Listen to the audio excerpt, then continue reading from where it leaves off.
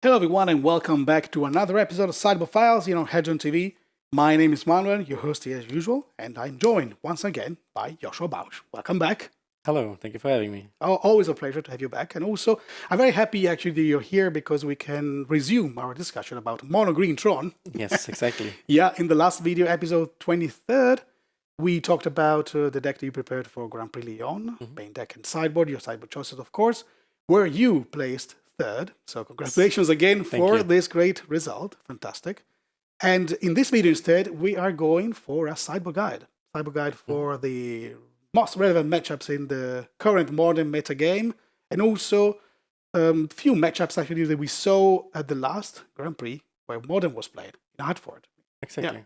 So a lot of interesting stuff there and a lot of knowledge that you can share. That's fantastic. Yes. Right, so the list that we are using as reference for these sideboard plans is more or less the same that you had for Grand Prix Lyon. I think there is just one slightly small change in the main deck configuration, right? Exactly. I played 5 Forest before, now I play 4 and an Horizon Canopy. Okay. Just to get another card draw stuff into the main deck. It's a tutable land. If you run out of gas, then you have one more draw step at some point. Okay. But in the end, we tested some stuff, played the 4th Wormcoil engine, played it Emrakul. But you and the guys of Team Phoenix 404. Exactly. Okay. And but in the end, it was not worth it for going for the Emrakul because Ulamog was always better, and the 4th Wormcoil could be okay, but at the moment with all this uninteractive stuff going on, you don't need it. But for the hollow ones, it's quite a good card. So at the end, you want 3, but not 4. Okay. So these were actually some changes that you discussed in the previous video. You said, yeah, we might look for Hammercore, the Promised End, see how it works and everything. Yes. But in the end, you keep your main deck. It's a very expensive card, and you die earlier than you you can cast it. So okay. So the meta is too fast for that to be included in the deck. Okay, very good. But Horizon Canopy instead is a card you want to have now. Avian. Exactly, Avian. Is that because the meta is like a bit faster? You want to have more? It's like a card. It's a card. It's like a utility land. You don't need 5 basics anymore. Okay. You can even consider go even lower, just 3 basic lands, because there's no more Field of Ruin at the moment. Everyone is non-interactive, and all this control decks, blue-white control decks, pushed out of the meta right now. There are still some guys playing it, of course, but it's not a deck I would say I will face 100% on every modern Grand Prix. Yeah, even on a tournament. Not so likely actually to encounter this kind of deck. Okay, very good. So some changes in the sideboard as well, small changes as well. So we have it right here, the sideboard as usual. So this time 3 Thruxer, 3 Thought-Knot Seer, 2 Radical Progenitors, 2 Surgical Extraction, 3 Nature's Claim, 1 Spatial Contortion, and 1 Warping Whale. Exactly. So the new entries are not too many actually in the end. No. You still want to go lower to the ground with Thought-Knot Seer and Thragtusk. Thragtusk is just one of the best mid-range cards you can have because it's gaining your life. It's a very good body, clocking very fast, and if it dies, it still leaves behind the body. Sure. Thought-Knot Seer is one of your, because you're just mono green and not black green, for example. That's your discard card and interact with your opponent. So, and it's still a 4-drop, so you go too lower to the ground. Then you have Relic of Progenitors. It's Graveyard Hate. Sometimes at some points you can main deck it, but right now I wouldn't go for it. I think in the sideboards it's good enough, and some of the tools you need against specific matchup that are present right now in the metagame. Okay. Surgical Extraction is like was mostly included for the mirror match. I think you can still encounter the mirror match quite often, and it's good against specific combo decks. When you remove their key card from the deck, it's like a win condition. Sure. Nature's Claim, it's a card you always will need. You're green based, it kills enchantments, kills artifacts. It's a removal spell, some matchups, and For example, kills an Hollow One. Yeah, very The true. turn 1 answer to Hollow One. Yeah, Yeah, it's a flexible sideboard card in specific matchups. sure. And then you have a mix of Spatial Contortion and Warping Wail. These are more removal slots normally in the sideboard. And I went for 1/1, one Warping Wail because it's a flexible card. Sometimes ramps you, sometimes counters a sorcery, and sometimes just kills any creature that you want to kill. Mm-hmm. Yeah, okay, perfect. Yeah, flexible, 3 different modes, a lot of stuff you can do with it. Absolutely. Right, so we are ready to start our Cyber Guide. Exactly. So how about we go for the first matchup? We can talk about humans. Yes, humans. Humans is one of the popular decks right now, one of the tier 1 decks. Everybody says it's the best deck because it has a go wide, go big strategy with interactive elements. I can agree with that. Talia is really annoying. Okay. Is it a good matchup for you? I consider it depends on the list. In my list, I think it's kind of favored because we play 3 Walking Ballista, we have removal spells, they have many low toughness creatures when they start the game, and it's an early card that can interact with your opponent, kill their stuff, Talia's Lieutenant, and other stuff. And in the late game, it takes the overhand. If they don't go very big with their 1-drops or Talia's Lieutenant, then it just can single-handedly win you the game by just pinging 2 to 3 creatures in one turn. Okay. So I would say I'm slightly favored, but you're not 100% sure that you can always win, because if they go with their Champion of the Parish into Champion of the Parish starts into something else, then you get a hard time because they can be very fast. Yeah, can be really hard to handle, huh? Exactly. You want to go, if you can resolve and activate an Oblivion Storm, for example, then you are, or playing Ugin of the Spirit Dragon, one of these cards plus the Walking Ballista interactions, then you are quite favored to win the game. But otherwise, you have to fight for it. Wurmcoil as well can be a big role in the matchup. Yeah, play a big role in the matchup. All right, very good. So, objectives, boss sideboard.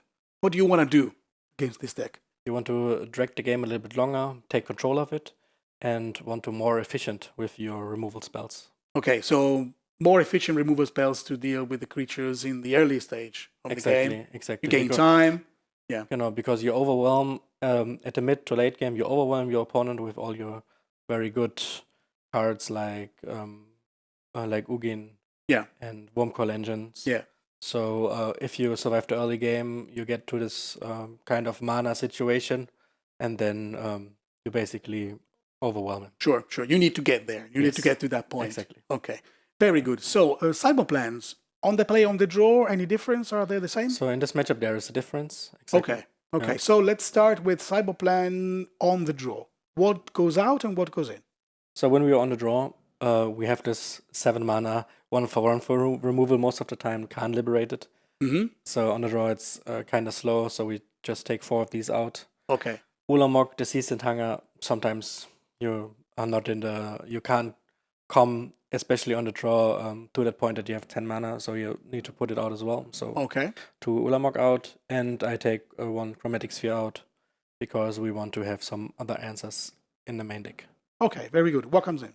So, getting to track the game long, we have 3 Fractusk, because it's gaining us life, it's a body on the board, can trade with most of the creatures, and leaves behind something else. So the 3/3 exactly, going low to the ground. In the same sense, you have Totnotsia body, 2 of these, because it's a body there with you can block, and you interact with your opponent. So if they hold, for example, a Fractal Mage, you can just take it and block their way to your life points. Okay. Then you bought in Warping Wail and Special Contortions, because there are removal spells, kill like every creature if they don't go too big with Talia's Lieutenant. So these are the efficient removal spells we got in Mono Green. Okay, excellent. Let's talk about the cyber plan on the play now. When you're on the play, you have you get earlier on the battlefield. So I would just leave 2 cards of Can't Liberated in, because if you play it on the play, you have time, or they don't go that far out of hand, that you have the possibility of just playing it, plussing it, or removing a threat that is on a board. Yeah, there is a huge tempo difference here, and you actually can get there faster. Yes. Yeah. So then I think Ulamog is still too slow, so we get rid of 2 of them as well, and again 1 Chromatic Sphere. So what comes in is you still have the 3 Fractosk for going low on the ground, getting time, having an efficient body, Warping Rail and Spatial Contortion for removal efficiency, but we don't go with Thought-Knot Seer anymore because it's a good body for this matchup. It's a lot to the ground, but I think having Karn on the play is more efficient and more impactful than the Thought-Knot Seer. Okay, so basically the difference here is just that you remove only 2 Karn liberated instead of all 4. Exactly. And you don't board in the Thought-Knot Seer. Exactly. That's the big difference here. Exactly. Because you don't need to. So because we want to play, we have more. We are faster. And Okay, excellent. So next matchup, Hollow One. Exactly. Is it easy? Is it a difficult matchup for you? It's a big boogeyman right now at the moment. Uh-huh. Everyone is playing it. Everyone saying it's the best deck right now. And at some point, if you get faced 16 damage on turn 1, it could be the best deck. then it could be. Then you are quite impressed. But sure. Sometimes it does nothing. So okay. Sometimes you are are not on the lucky side, and you randomly discard all your good cards. But it happens. Okay. So but what do you think? Mono Green Tron versus Hollow One. You favored and favored? For GP Lyon, I prepared for more Hollow One decks because I think there are this strong deck that everyone's talking about, but I haven't faced one. Okay. But still, my thinking about it, it's a 50-50 kind of thing. If they go out of hand early, then I think no deck has any chance against it, because having so much power on turn 1 or turn 2, it's kind of impressive. I played many Mono matches, also Magic Online matches, and I played quite often against it. If you know how to face it or what the important cards are, the important cards are the 1/2 Menace guy that's getting bigger. When they discard cards, that's the most annoying card in the matchup because you never block it. You don't have 2 creatures most of the time, or even 1 creature. And the best creature you can play is a Wormcoil Engine. And for that reason, we play 3 Wormcoil Engines, because if you can block Hollow One or Gomag Angler. Okay, that's why you have actually 3 of those in your main deck. Exactly. Okay, very good. So, objectives in the post-Sideboard games, what do you want to do? You want to suppress their early aggressions as much as possible. Okay. And you want to drag the game a little bit longer, because then you can assemble your Tron and your big mana stuff for overwhelming your opponent. Yeah. And you want to attack the graveyard, I guess. Exactly. Yes. Because, I mean, they use the graveyard quite a lot, so you want to do something about it. It's the graveyard of this kind of deck is sometimes not so relevant. Of course, they have cards like Gomag Angler and Flamewake Phoenix, for example, but it's not necessary in the end. But still, the way to beat them, I would say, because if for example anyone has a Rest in Peace out, and they can still discard and make Hollow One cheaper, so it doesn't affect the Hollow One, but the other removal out of the deck, it's like a kind of protection, the graveyard, because of the randomness of the cards Burning Inquiry and Goblin Lore, to have graveyard interactions. That's why we want to attack the graveyard as well. Okay, very good. So Sideboard plans on the play, on the draw this time are the same, aren't they? They are the same, exactly. Okay, very good. So what goes out and what comes in? So what you take out is 4 Karn Liberated, because again they're going wide again with too many Hollow Ones, and a 1/1 removal for 7 mana doesn't go the distance. 1 Ulamog, just 1, even that they're faster probably than the humans ones most of the time, but there are worse cards, and at some point you want to remove 2 cards, or remove, even not even destroying, you want to remove the flying Flamewake Phoenixes. Okay, so we're talking about exiling here. Yes. So it stays out forever. Exactly. Okay. because they can come back any time they have a ferocious creature on the battlefield at the beginning of the combat. You take a walking ballista out because it's not efficient removal spell, but still can block early for 2 mana. Sure. And you take off 1 chromatic sphere. It's like a flexible. You cut this card because then you just take something else in. Okay, good. So what comes in? 3 factors again, because there are 4/4 and 5/5 creatures, and 5/3 blocks both of them. Sure. He gains your life, so you can play a longer game, and it's lower to the ground. You bring in 2 Nature's Claim because it's sometimes they bring in Blood Moon, and it kills a hollow one on turn 1. I wouldn't go overboard with 3 because if they don't have the hollow ones early in the game, it's most of the time a dead card. Okay. So having it is nice, but not too many. Do not overextend. Okay. And you will go for Relic of Progenitors because making their graveyard smaller, then they can't play Gomag Angler that fast, and it's just a graveyard controlling card that you can draw a card with. It's like the Chromatic Sphere, the card draw for the Chromatic Sphere, in addition to graveyard removal. Mm-hmm. I wouldn't go for Thought-Knot Seer, so that's a card I will not board in because it's not an efficient body. They get always draw a card because it just can trade or jump block. Okay. So it's doing more work for them than for you. Exactly. Okay. The best thing you can do is trading with a hollow one, but you don't want to go in the situation of trading. You want to play the bigger creatures or the efficient traders like Fractusk. All right. Very good. So we can start talking about the next matchup. Green-white hexproof, also known as Boggles. Exactly. Okay. The big one of the boogie guys as well. I would say coming out of kind of nowhere, won a GP, and now you're seeing like facing off 10-0 each in round 11 at the GP. Okay. So no one thought about that. Okay. So it's back, and it's back with a bang, let's say. Exactly. Yeah, you really have to, keep your eyes open for this deck. Absolutely. Exactly. So, is it favored or not favored, the matchup against green-white hexproof? So, because you can't really interact with their creatures, but still you have ways of interacting with their creatures. It's the kind of if you draw your interactive stuff or you don't. Mm-hmm. They can protect their guys with this totem armor and auras. And you have cards like Ugin and Oblivion Stone to interact with their hexproof creatures. Yeah.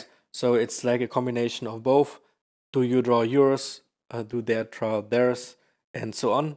Okay, but you have some tools. But I have some tools. So if I can sweep the board for once, then I'm the biggest favorite in the game. Sure. But if they can do their stuff, they're like turn 3, turn 4, overwhelm you with the biggest creature you ever saw.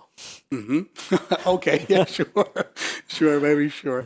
Okay, very good. So what you want to do in the game post sideboard?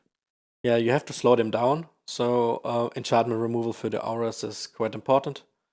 And if you can get rid of the key enchantments that are post sideboard, then you're quite a favorite. Or denying their big the enchantments that's doing the most damage to you. Okay. Yeah, sure.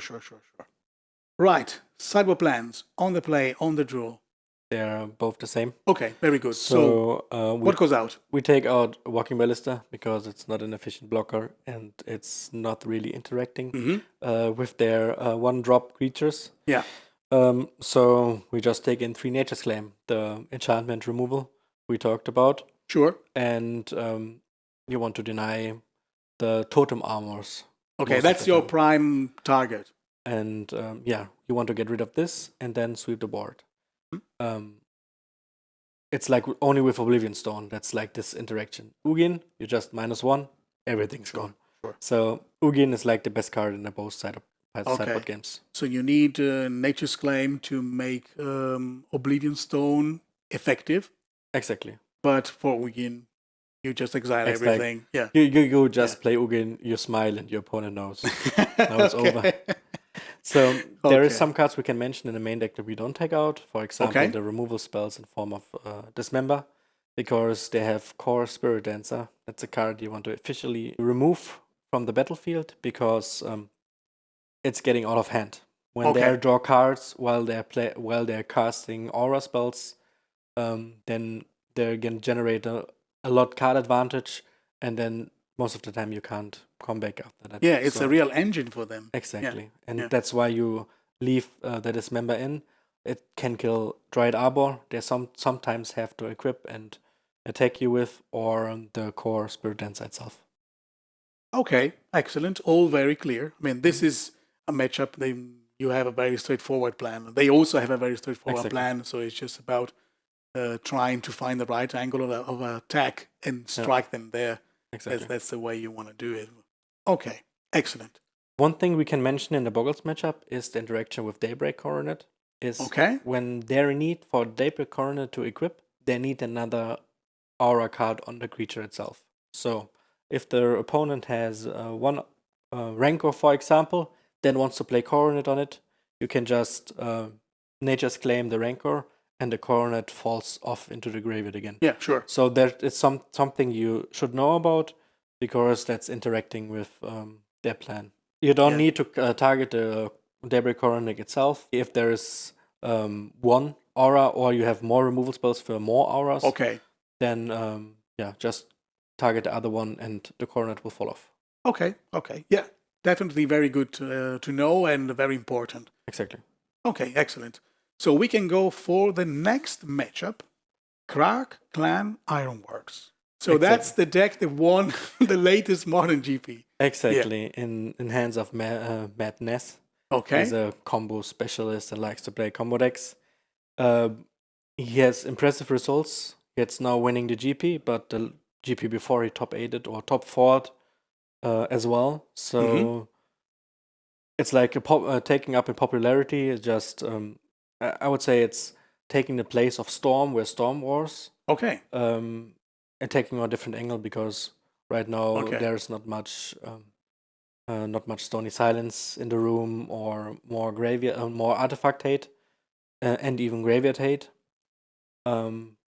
So it just went overboard and loops you and kills you in one turn. Sure. Yeah, you can be super fast. Yes, winning by turn 3. Yeah. Okay, so is it a good matchup or a bad matchup for you? I think it's not so good, as it can be very fast. Yeah, like almost every other fast combo deck, it's not a good matchup.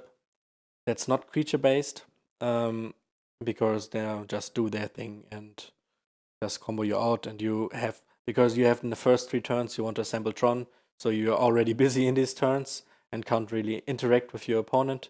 And when they can set up and just combo off in one turn, then you're not a favorite to win. Yeah. Okay. But still, we will fight these decks. Sure, well, you have to. You have to do. Okay, so objectives in the post-sideboard games. You have to exile the graveyard at the right point, have to exile key cards, and you have to get rid of the card Krark-Clan Ironworks. Ironworks. Okay. So this is like very specific what you want to do. Exactly. Okay. Let's go for the cyber plans. And on the play on the draw, I believe we have the same plan. The same. Okay, very good. So what goes out? So out goes Walking Ballista. They have creatures, but killing them doesn't do anything. They just buy it back with their cards, their engine. Wormcoil engines, you just play your 6/6 and then you most of the time die. So it's not really that's a card that's fighting mid-range decks. And you take out a Chromatic Sphere, because you will have some other cards to draw in. To draw cards with after the sideboard games. Mm-hmm. What we take in are 3 Nature's Claim, because their deck is basically mono artifacts, and discards destroys any artifact. 2 Surgical Extraction for, as we mentioned, exiling the key cards. Most of the time you have to remove or kill the card, and then you can exile it. Sure. So they don't have it anymore. Exactly. Yeah. If you exile Krark-Clan Ironworks, they can't win anymore. Or if you get their Pyretic Spell Bombs, then then they can't win anymore as well. But you have always be aware of when they're comboing, they can act at instant speed with Scrap Trawler, the card that's getting artifacts back onto your hand when they sacrifice artifacts. So if you want to surgically extract something, you have to watch out that they can't just in response sacrifice this and get it back into your hand. So then you have to prepare for that. And you want to have Relic of Progenitors. If you exile a big graveyard with much stuff in it, then they are getting a hard time coming off again. Sure. Because they're looping from the graveyard to your hand, casting it, and again. Yeah, you break the loop and they have to restart from scratch, building up their graveyard resources again. Exactly. Mm-hmm. And that's the cards you bring in. Okay, very good. So I think we set it all for this matchup. We can go for the next one. Jeskai Control. Yes, there's a control deck. Or even blue-white Jeskai. That's People love control and always will prepare a deck. Sure. There are some guys, always guys, the same guys. So the plan that you have for Jeskai Control is a plan that you would apply also for any kind of control deck? Yeah. Okay. I think there is no specific, because specific control deck, or like there is an Esper deck or blue-black deck, but in the end, it's just have different removal, and but in the end, they all want to Snapcaster you out or win with their man lands. Okay. Are we talking about matchup in which you're favored and favored with Mono Green Tron? So there was a discussion before the Pro Tour with some guys that they think blue-white it's winning every time against Tron.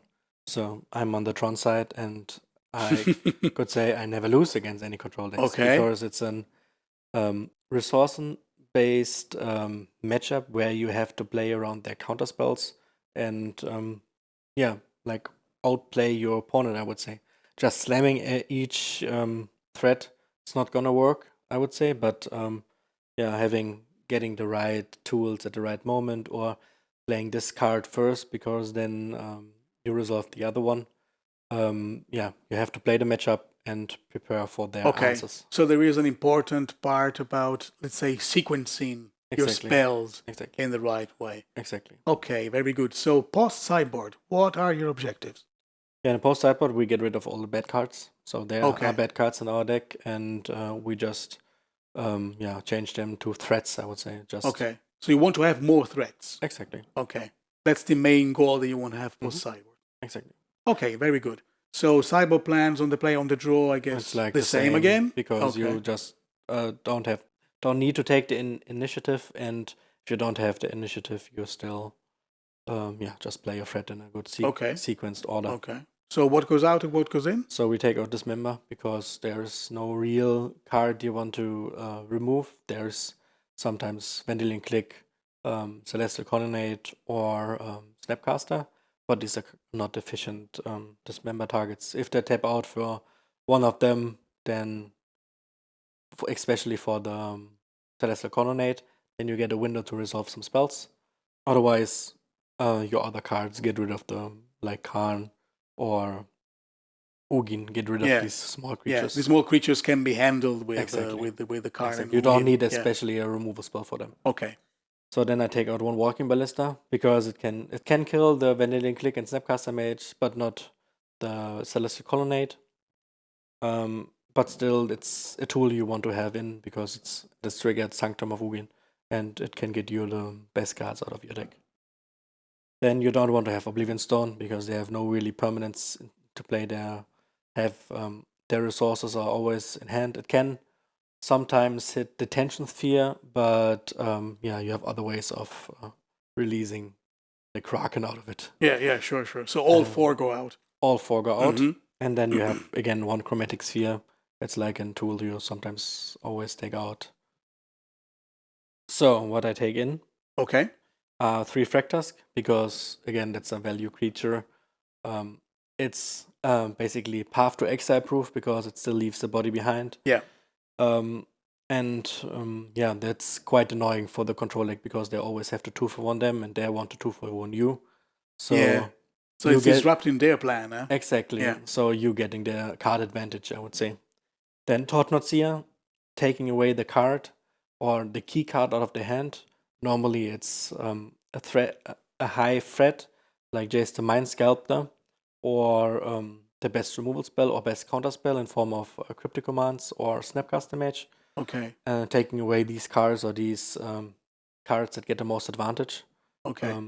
So Seer is the best way to interact with them and just getting their best spell out of their hand. Exactly. And you also get the information about the hand itself. Exactly. Yeah. Information is key because then you can outplay your opponent and sequence in the right order. Mm-hmm. Okay. So, and then you take in 2 Rage of Progenitors because they interact with the graveyard in form of Snapcaster Mage. Sure. And it's a way of drawing a card and you want to shut that down. Yes, exactly. Yeah. And that's the reason why you put in Rage of Progenitors. Okay. Very crystal clear plan. Exactly. Yeah, very clear. So we can go for the next matchup. We have a classic in the modern metagame, Affinity. Exactly. Always there. Always people playing Affinity. I mean, exactly. Sometimes it's not that popular, and because of the hate, when the hate goes down, then there is more Affinity, and it's coming back and forth. Sure. It's a good deck, and you have just to find the right time to play it. Exactly. Everybody's prepared, then it's better keeping it in the drawer. But if you see that the guard, like they're lowering the guard, then you just and the robots break always, it back. Yeah, the robots will rise again. Yeah. Okay. I guess it's a difficult matchup for you, at least in game 1. It depends on if they have a Mox Opal in the starting hand or not. Okay. So I think the starts with Mox Opal can be quite absurd. Otherwise, you have again the right tools to handle them. Okay. Because you have Oblivion Stone. Oblivion Stone is the best cards against this go wide or play as much permanence I can onto the battlefield strategy. That you have the best way to fight them. Okay, but will you feel like you're favored or unfavored or even or slightly unfavored? How do you see it? So it's an old discussion. I was on the Affinity side a long time ago, and always felt that the matchup was not so positive because they have this overwhelming card of Oblivion Stone. If they can crack it, because you play every permanent you have in your hand and you don't top deck very well, then you are the biggest underdog you can be. And now in the present time, I think with Walking Ballista, your percentage points we are falling lower than before, and because of Tron having these much tools against this aggressive deck, I wouldn't say that the Affinity matchup is not bad. You have already Walking Ballista to interact with them in the early turn of the game. Exactly. You can actually gain enough time to assemble the mana and play something like Oblivion Stone, and once the sweep is done, it's very hard for them to come back. Exactly. If I understood correctly. The deck can get quite absurd, like the Hollow One deck, if they have Mox Opal. Yeah. It's like the same reason like when you play Hollow Ones on turn 1. So is Affinity. Affinity is a long-time contender in the modern metagame because of these Mox Opal starts. They can turn 1 Steel Overseer, turn 1 Ravager. Sure. And then it gets really hard to handle. Yes, then it gets really hard to handle, and then it gets faster than normal. Mm-hmm. But otherwise, if they have a normal start, then you can handle them quite well. Okay, good. So, post-Cyber games, objectives, what do you want to do? Post-Cyber games, slow the game down, have more removal, and efficient removal in the main deck, and crack your Oblivion Stone. Okay, sure. All right, so Cyber plans on the play, on the draw. Any difference? Are the same. Are the same. Okay, so what goes out, what goes in? So the worst card in the main deck is Ugin the Spirit Dragon because of the minus ability. It's like an Expansia Khan Liberated because it's like an 1-for-1 removal because you plus it, and sure your opponent has to kill it right away because then it can kill another creature and snowball out of the game.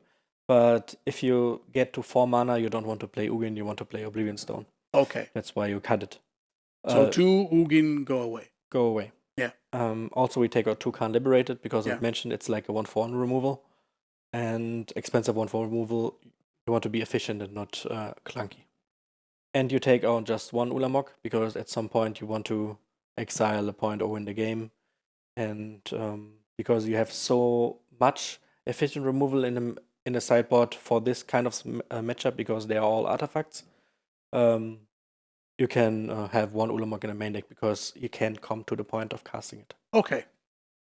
So what we take the best removal in the sideboard. That's 3 Nature's Claim.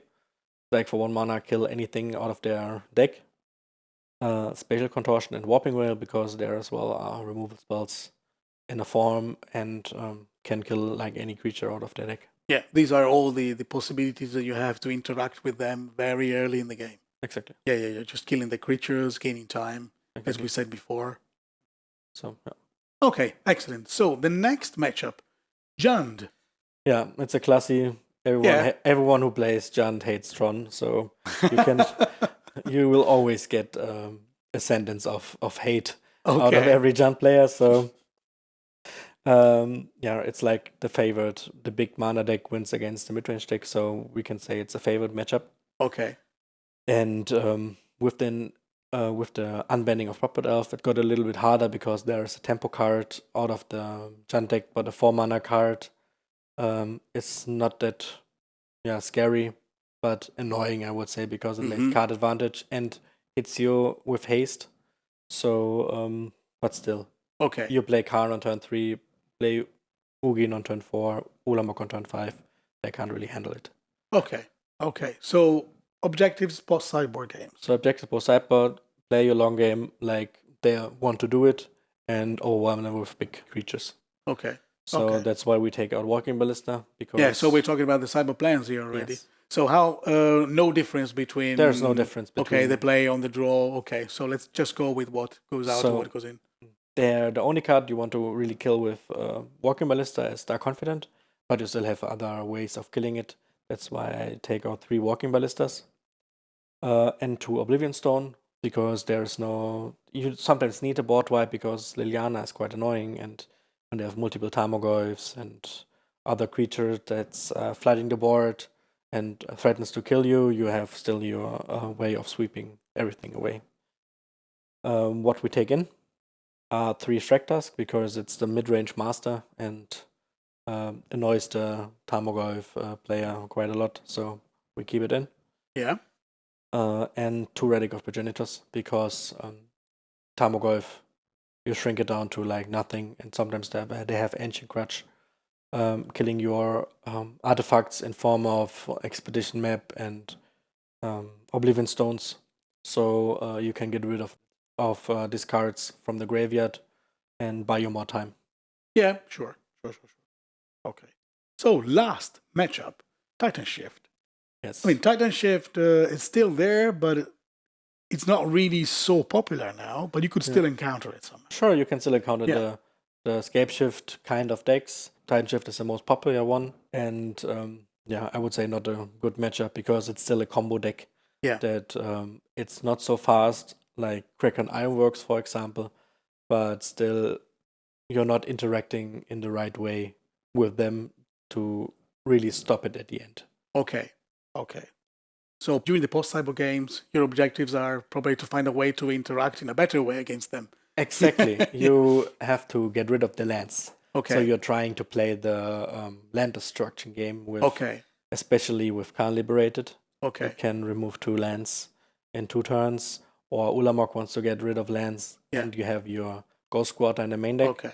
That wants to get rid of Valakut in combination of sideboard cards. Sure. So disrupting the mana base, and in particular getting rid of Valakut because it's their win condition. Yes. Okay. Anything else, objective-wise? If they go with creatures, sometimes they bought in creatures, but you have still the ways of beating them in the main deck in form of Ulamog, Khan, and Ugin. Yeah. So there is no problem in their sideboard. Sure. They want to go with Scapeshift and Titan Plan, so you can expect dying to lands. So you are aware that they could side in creatures, so beware of that. Yes. But that's all. You have the tools to handle them. Their creatures are not... If they bought in creatures, it kind of good for you because then they took out some of the Ram spells and not interacting of their most efficient winning plan. So that's why, they're slowed down a bit. And if they're slowed down, it favors you because you overwhelm in the end. Okay, excellent. So sideboard plans on the play, on the draw. Same thing here. Yeah, that's the same no thing. changes. Okay. So what goes out and what goes in? So what we take out are 4 Oblivion Stone because we don't need to really handle with the board. If they cast Primeval Titan, he already did damage because of this Enter the Battlefield trigger. Sure. So swiping your board, it's not accomplishing anything. Okay, yeah, the damage is done. Getting rid of the creature is not your top priority. Exactly. And for the same reason, Ugina's Spirit Deck, you don't need a board wipe in the matchup.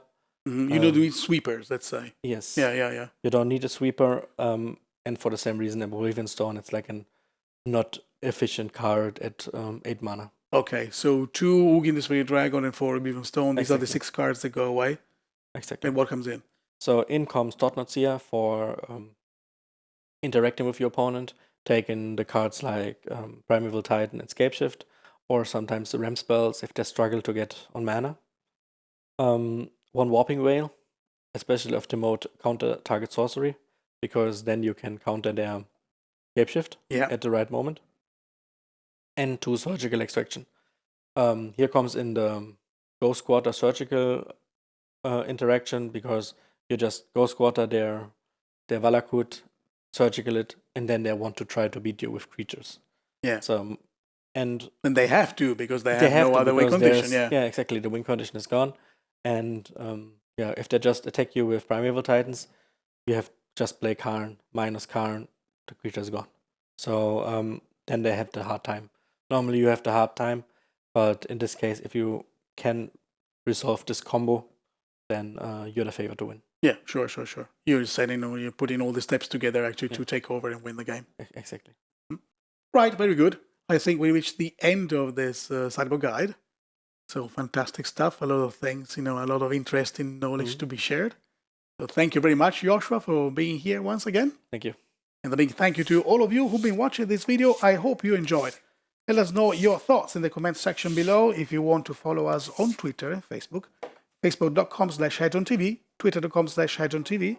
And of course, stay tuned on HEDRON.TV for more content to come. For now, it's goodbye. Goodbye.